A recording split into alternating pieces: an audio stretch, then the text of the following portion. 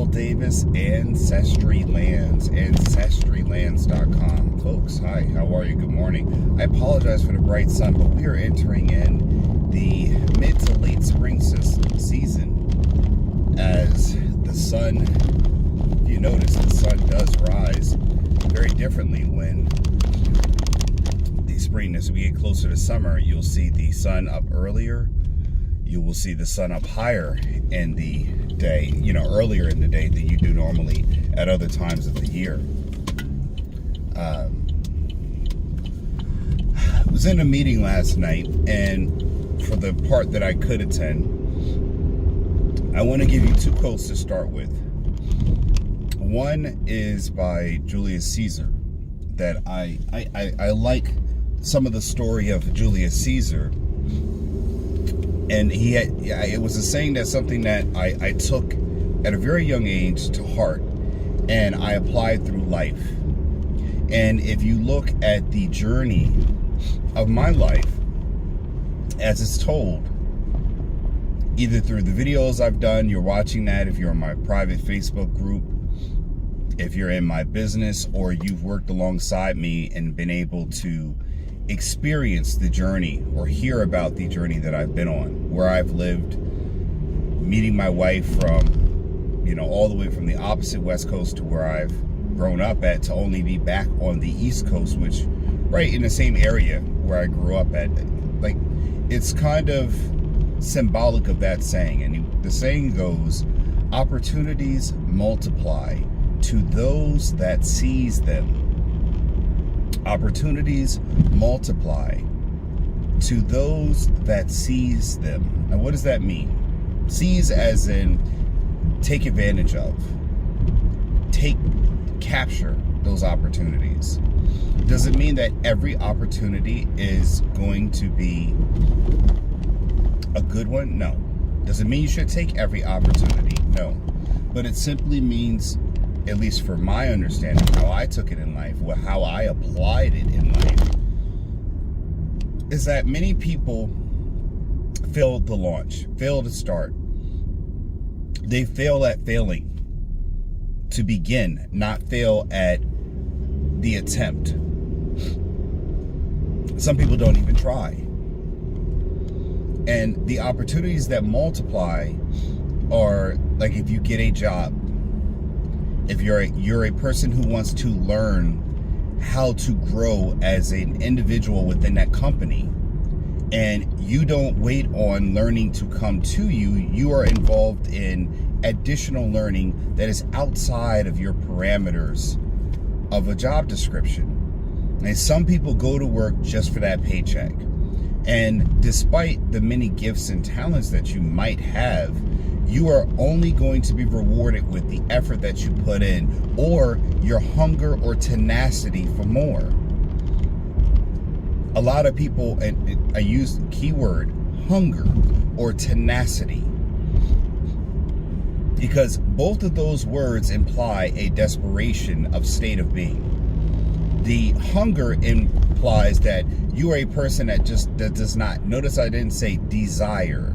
Look at the wording that I use when I'm trying to educate you. And again, at default, all of these rides are base education for how I will teach my children, or this is the evidence that I will be teaching them, or the lessons I will teach them now if I don't make it later on in their life, especially for my youngest son.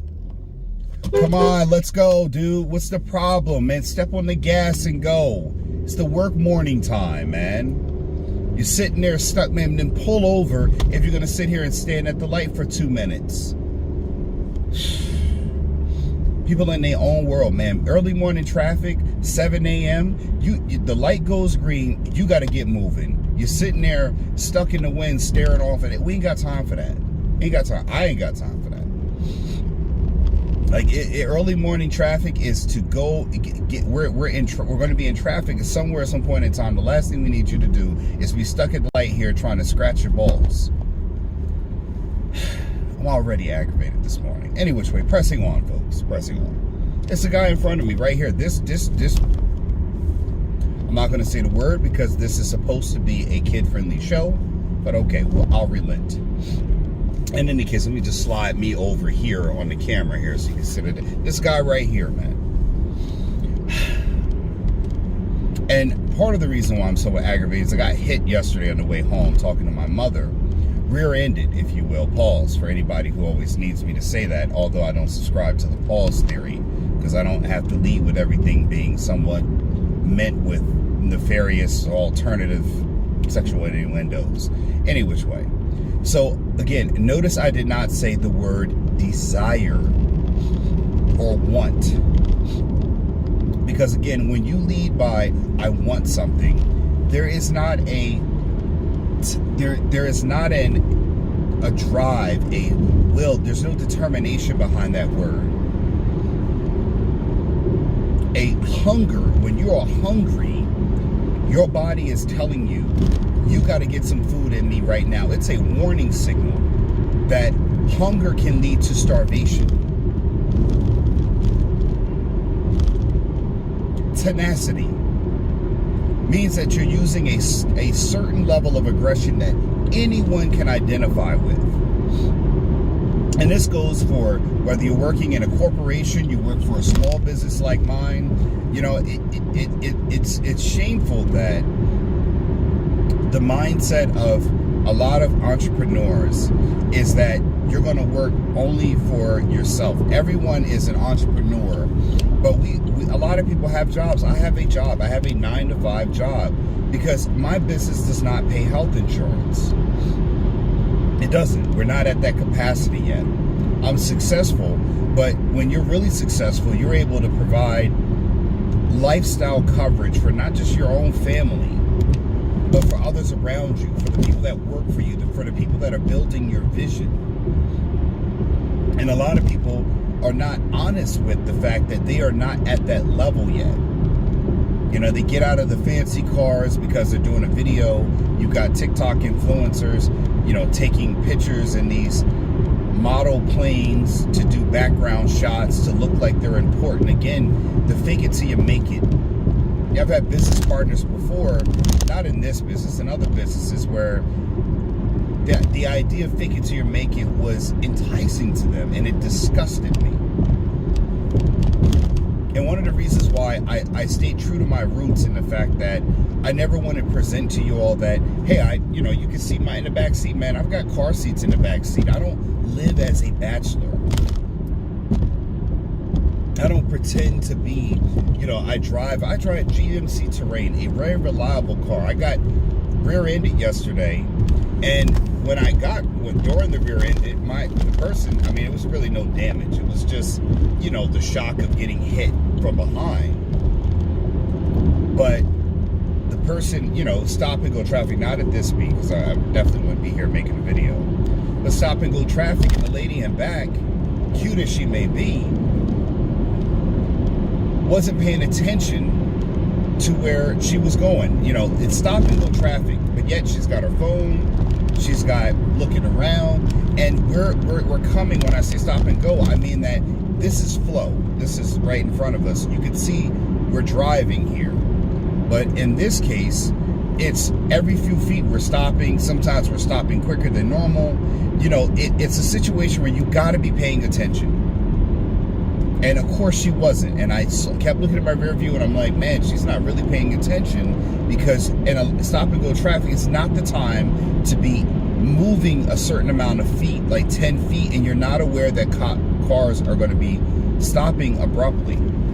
And we were in one of those parts where you're going a little bit and then you stop. And of course, boom, hits me. And I almost saw it coming. It was one of those things where you're just like, totally avoidable. And she did get out the car. Hey, are you doing okay? Are you all right? And I looked out in the back, no damage to the rear view, to my bumper, and I kept it moving. It wasn't one of those things where everything's not a paycheck. I was happy to just be safe. And also, I had my daughter's softball game to go to, so I was pressed for time. And if it wasn't a damage to her front bumper or my rear bumper, then I really didn't need to sit there. I had more important things to do that my time was worth of value. So I didn't need to sit there and weather about, this, and that. So some people say, hey, man, you might should have filed an insurance, a police report, whatever else. And I don't know. Chances are maybe, we both have the same mindset of, she needs to get home. I need to get home. We're sitting in a lot of traffic, and a lot of other people need to get home too. If there's no damage, then do I need to hold up the entire world right now, everyone trying to get home to their family, their children? Do I need to hold them up so I can make sure? I don't know. That's just not me. There's no real damage. It's not even a scratch. It was just one of those, kind of bumps. So in any case, going back to what I said is that when you work at a location, at a job, at a corporate place, the desire, your level of desire, your level of discipline to have a certain amount of hunger for knowledge to learn and be aggressive in that learning, to be open to opportunities for you to grow. It is not I'm going to get a raise because I am here. That is going to be a slow raise. It will require sometimes more education. It will require sometimes for you to stay late or to take on different learning modules or information, or sometimes work a little bit harder than the rest of your cohorts or co-workers, where you're going to have to put in the extra effort for those dollars. And not everybody can be an entrepreneur. It is an extremely rough, and I can see why entrepreneurship doesn't last very long. Why businesses fail. And I don't think it's failing. It is very hard to maintain something for a long time. Hell, marriages don't even work that long. How can you look at entrepreneurship failing? The business of being in a relationship together, even in a marriage, which is a civil union that entangles you in a business kind of way, because everything legal, you now Mr. and Mrs. or Mrs. and Mrs. or Mr. and Mr. Now it's a legal, business operation, because her last name wasn't yours. She took on a different name, or you all decided that you're going to have a legal status that definitely connects you all to being tied to each other. You can't escape that's some form of business. You have liability, responsibility. There's risk associated with that.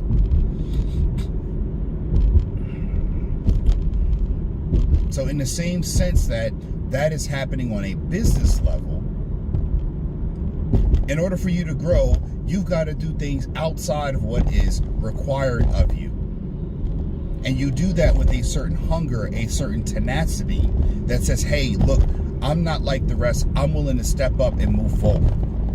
To be amongst the leaders in this industry, this company, this corporation. And if you're happy, I'm speaking to certain people within my company, with just taking on a new role without bringing back new information, new ways to help grow the company, you can't expect someone to ask you to be in higher levels of authority if you do not come back with food. You don't go out and hunt and bring back food.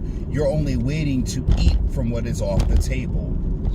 AI is making sure that is a limited job where I only have to pay a subscription per month, because again, AI is not going out and giving me new information. It is only giving me information from a prompt.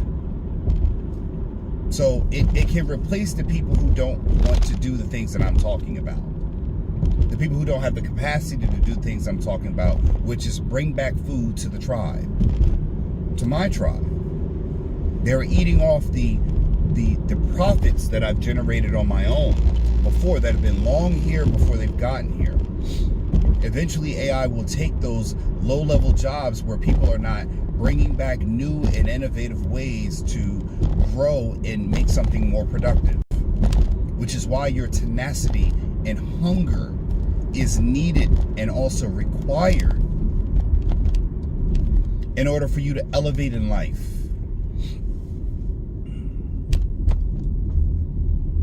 And again, if you don't have that hunger, that tenacity, then again, you're only going to get the certain level raise, those small markers, because again, you're not bringing back innovation. You're not finding out a new way. Even at my job, the opportunities are multiplying because while other people sit around and stay stagnant in their learning, I'm always picking up the phone, because in my job, what I do, you have to, patient home care is very dynamic when you have patients treating themselves medically at home, and you have to be somewhat of a remote nurse for them, because sometimes things go wrong and you've got to be able to look at their data online and be able to make value judgments by what you see, because a human being is not a series of green check marks where everything goes right every day. I never feel the same way every single day. Some days, like yesterday, I got very little sleep, but I felt great. I felt amazing. Today, I'm a little bit more congested, so I don't feel, you could get more rest and feel tired, and you can get little rest and feel energized. That's just how the human body works. So in the same way medically people are treating themselves, sometimes people can have yellow flags, not red flags, but they can be doing just fine. Some people can have green check marks, great to go, and they could actually be doing worse. And you've got to be able to key in and see that. But again, you have people who are stagnant. They don't want to take on and learn, which is why a lot of times you have to hire younger people. Because sometimes people are looking just to get the pay at the end of the day. That's all they're looking for, is that check at the end of the day to say, hey, I did my job, and that's all I'm good for, is for you to pay me according to the job description here and nothing else. And they tend to get nothing else unless they're going to continuously, as Kevin McLemore once quoted, trade hours for dollars. The only way they're going to get more money is if they stay longer and commit more of their time for that dollar again, which doesn't give you the multiples. And I also am going to caution you against doing multiple things to generate more income. That is still trading more time for money. It doesn't give you more opportunities to multiply. It does not. All you're doing is multiplying the opportunities that you currently have to trade in more time for dollars. It doesn't give you that. Now, if you get into a higher position and you get paid more, you have now multiplied, because you still have to spend the same amount of time at the job, but now you've multiplied your income by $2, $3, $4, $5. But I'm telling everybody, you don't need to be discouraged because you're not driving around in a Lambo Porsche. I'm not discouraged in that. Because if that lady hit me yesterday and I had a Porsche, that Porsche would be damaged. It would cost me more money. And a reliable truck that's not going to bend when you hit me is worth more than the time I would have lost and the money I would have lost trying to repair something that's fancy but not functional. It doesn't lead to me getting on with my day. It doesn't. This truck led to me getting on with my day. And when has it been a bad thing to drive a reliable truck? It's never been a bad thing. Never in the history of the world has the working man been a sucker, except for in these mob movies where everybody driving around fancy cars. That was a quick move there. Driving around these fancy cars, and everyone needs to be driving in a Porsche. And again, where's the salute for the working man who's struggling to get on top? The salute for the father who's supporting his children and his wife, but again, he drives a GMC Terrain. That's a hero in my book.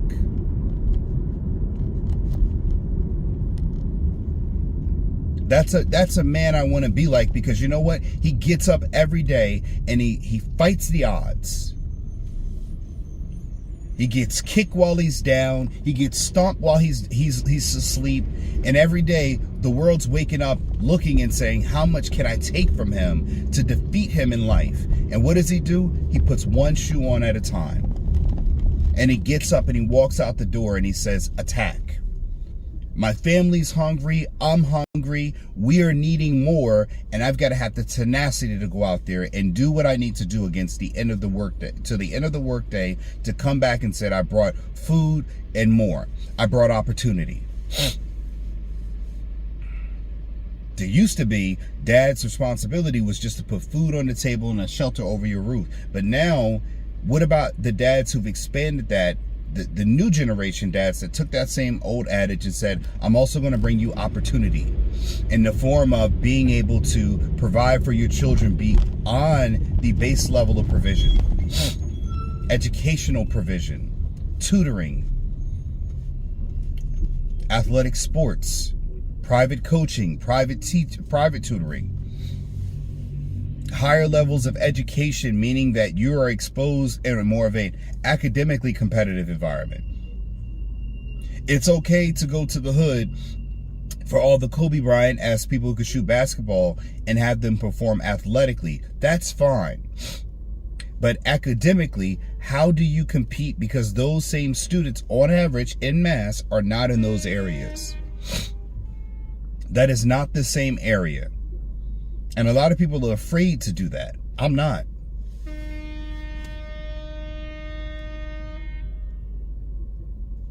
I don't know who's beeping their horn. And again, the opportunities will multiply. Where does that lead me to, right? I'm really trying to just hone in on that so you all really understand what I mean by when I'm saying that. I'm trying to drive home the point so that way when you are thinking of this, when you are chewing this in your mental mindset, when you are mentally chewing on this knowledge and information, you're able to understand how that applies to you in life and your direction, where you're going. You got your own lane, buddy. You don't need to be in mine.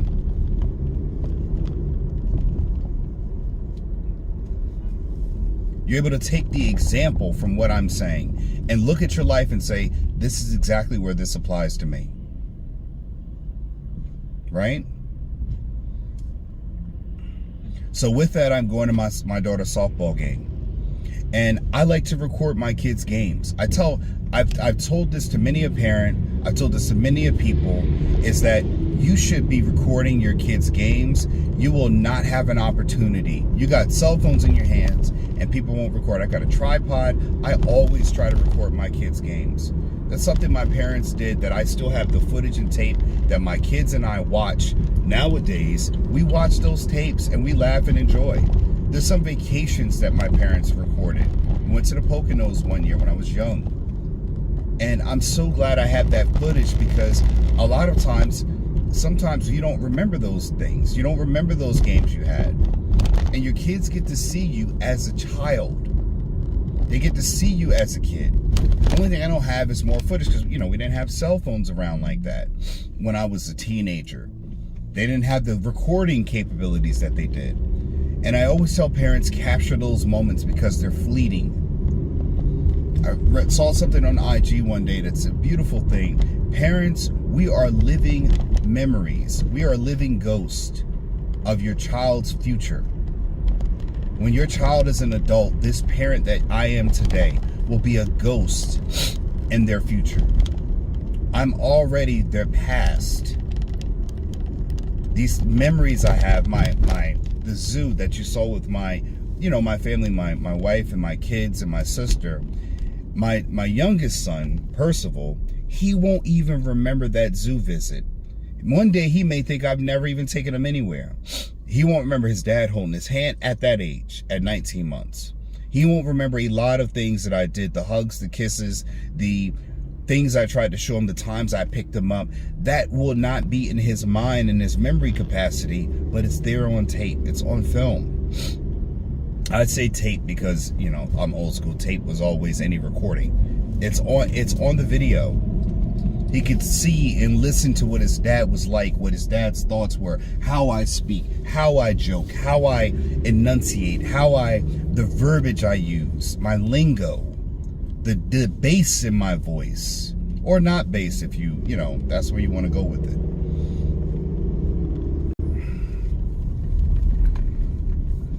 It's an interesting thing that your child gets to see the ghost of the person that they no longer see in front of them. He won't see me at this, when he's 10, 11 years old, I won't look like this. I hope to look like this, but I won't look like this in the same way that I do now. So it's important. I tell these parents all the time, one guy was like, is this for the documentary? And I'm like, no, it's actually just for me as a parent. And I told him, I looked at him, however snarky, because sometimes you get in these areas where I live at and somebody's got, they think they're funny for the day. And I try not to always go offense first, because I don't like always reacting to things in a negative way, because a lot of times people just they don't say things with a meaning. They say things just to say things. And some people do mean stuff, you know, and then you do want to punch them in the face. But in this time, I chose to take the high route and just say, no, it's not. I said, and I looked at him and I said, when they get older, you're going to regret not having this footage. And he just shook his head like, you know. And I'm like, just because I'm black doesn't mean that I want my kid to be an NBA, NFL, or MLB star. I just want to record it because, again, when they're older, he as a parent will not have these memories. Now, maybe it don't mean nothing to him, but it means something to me. It means something to me to capture those moments. So I implore you all to do the same. When you have your kids' games and things like that, get a tripod. Do it with your phone. I do it with my phone all the time. And just record the game. It doesn't have to be the greatest footage in the world. And I don't just record my kid. I record all the kids. Because I don't know when I'm going to be having a Kobe Bryant on that team. And I can say, that kid played on my son's baseball team. You know, that kid lived in my area. I want that footage. Because I want to sell it one day. You know what I mean? So, in any case, the second quote that I'm going to try to touch on is that you need to set goals that feel like they're impossible. Keyword, feel like they're impossible. Because when you're setting a goal, there's nothing tangible in that time period. When you're setting goals in life, the goal is yet to be realized. So again, it is coming from your dreams and aspirations. Now, again, remember, the first quote was about the tangible, hunger, tenacity, wanting to get into the physical realm of how you interact with the opportunities that come by. And again, that is the physical realm. And I'll give you one last example, is that when I'm recording the game, and that's where I think I was going with the softball game, they actually, one of the coaches was like, hey man, you should go up to the announcer board and do the announcements for the game. Now, instead of me saying, like most people would, nah, I'm all right, I'll just stay down here and record, I said, yeah, let me go up there and go and announce the game. Now, I don't know any of the girls' name. I know my daughter's name and maybe a couple other girls that I've coached or either my daughter's played with, but I don't even know the opposing team's game. So I go up there and I'm doing the announcements and stuff. The numbers, I'm just kind of winging it, if you will. But a lot of people, you know, they kind of started liking my voice, and I called upon the information from me watching movies and listening to other baseball games, watching basketball games, and I paid attention to how the announcers, sometimes they made me laugh. So I always try to apply a little comical. I will put a video out of my daughter's softball game where you see me announcing. It's a crazy thing that just happened to come up upon me that they asked me to do. I'm down in the field over by third base filming, and the coach's like, go up on the announcer one. And my humor, because I do so much content here, I'm not afraid to get on a microphone and take advantage of an opportunity that's presented in front of me. And I didn't have a whole lot of information. But what you'll see is that everyone at the end of the game was like, man, that is your calling. You are great. You should do it again. You got to do it for every game. And I'm in an area where I don't know where that opportunity to be an announcer, a sports broadcaster, if you will, that might lead me to another opportunity that could totally go past my income as a nurse, my income as a business owner for real estate. It also got me an opportunity from people coming up to me and saying, hey, you did a great job. I really liked your voice. You were funny. Some of the kids like listening to me, do the broadcast for the game. They liked it. My daughter was like, yeah, she liked it. And again, she gets to see her dad. My dad did this, my dad did that, this channel did this Ancestry Landers does that, they went to the zoo, we did this. Because again, it's all about the seizing of opportunities. I live by the things that I say. I practice what I preach. And success comes from those who practice to become masterful at the things that they do, at the quotes that they read, at the quotes that they stand by. The information that you embody, that you put into your state of being will become part of you. And that will exude out non-verbally, whether you want people to know it or not. You cannot hide the light inside of you if the light is bright enough. If the sun is up in that sky, do you see how much that sun is in this video? If the sun is up, you will see it. If the sun is out, even if there are clouds, you will still see light. And that light is the information, your tenacity, your hunger to want to grow in life and take advantage of opportunity. And the key word, I was offered an opportunity by a coach. I always have coached my daughter's teams and my son's team. I did not get an opportunity or wasn't selected to be a coach for my daughter's team or an assistant coach. I don't want to be a head coach. I don't need that responsibility because of my busy life. But they see me filming and they can hear me announcing because I'm like, the player's up to third. She looks like she's going to take. He just overheard me in a smallest tone announcing from my phone, talking into my phone, my tripod. And they like go up to the top. And I'm at the top right behind the catcher, the baddie, where the home plate, up in the upper level, doing announcing. I could be bad or good. And everyone loved it. I even got to promote my business, as in we sponsored the game. We didn't sponsor the game, but I'm up there. I promoted the Snack Shack. It was a great experience in the fact of learning I had a talent for something I never knew I had a talent at.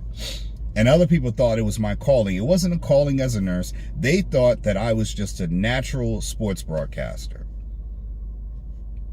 Which, I don't know. And I thought about it. You see me in the video. They brought someone else up, a young man. He was in 7th grade, and he was in baseball, and he said, man, this is what I want to do. I want to be a sports broadcaster one day.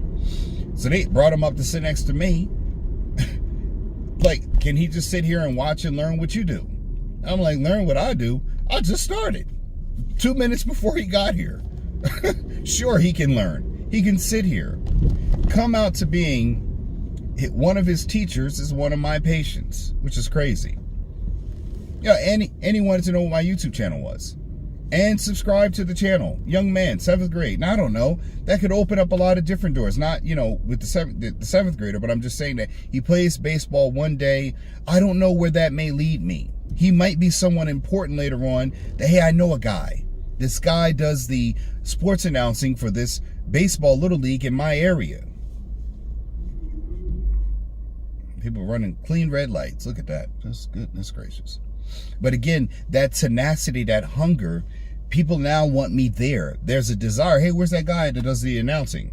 Now, I would only be day 2 in that. So Saturday, I will get a chance to do it. And I asked him, I said, I wish I had a little bit more information with the players there. What they like. Do they like cupcakes or teacup parties? What do they like that I could talk a little bit more about the players. I didn't have a roster or anything, so I listened to when the coach from the opposing team would say the girl's name, and I would say the girl's name. Or the other girls, I would listen to the girls cheering on their teammates to say, okay, that's the person's name. And the girls looking up like, how does he know my name? And I'm listening, paying attention to the opportunities that come up, It's easy to do. If you're listening and aware and you're paying attention to what's going on, you're in tune with what's happening around you. You're taking advantage of these opportunities that come by as they're presented to you. Come on, go up. You got to speed up and you can get in. I'm going to let you in, okay? I'm definitely going to let you in, buddy. Go. You got it. I'm not going to hold you back, buddy. You just got to speed up. That's all you got to do is drive. Everybody's going to get in and get in front if we just let each other in. So, and like I said, the second part about that is you've got to set an impossible goal and you've got to reach it, okay? That's the other part about it. Could you get off your phone, lady? This is another lady on her phone. She's trying to text instead of looking up and focusing on what she's doing. This is exactly right here. This car right here is exactly how I got hit from behind. She's got a text over driving. So she can barely drive because her attention is diverted. Her mind is not on what she's doing. She could just call the person, but okay. And the last part about, like, go back to what I was saying just a second ago. I don't even understand this, right? As you can see, hold on, I'm gonna take a moment here, folks. See all these apartment buildings going up? Like I told you before, this commercial real estate thing is really happening here. Like you got to understand that this stuff is really, really happening. Yeah, you're gonna wait now because you're texting. I would let you go, but you're too busy texting all the time. They're building more. This right here was not here. This what I'm driving past right now. The luxury apartments, they're building up more and more. Woo, a lot of bumps there. They got to definitely do something about these roads, though.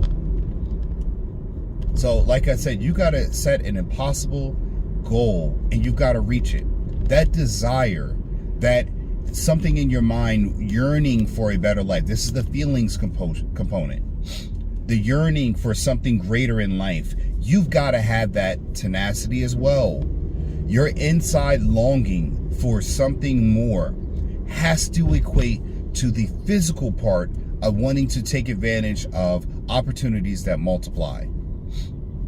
You can't just stay in the wishing well and the manifest realm and these abstract astral projection, astral plane, Doctor Strange type, Marvel movie-esque, I'm going to project and it's going to come to me. No, it will come to you when you go out to get it, because your inner being is always yearning for more. The desire to grow is something that moves you to accept things that you do not know are an opportunity at that time.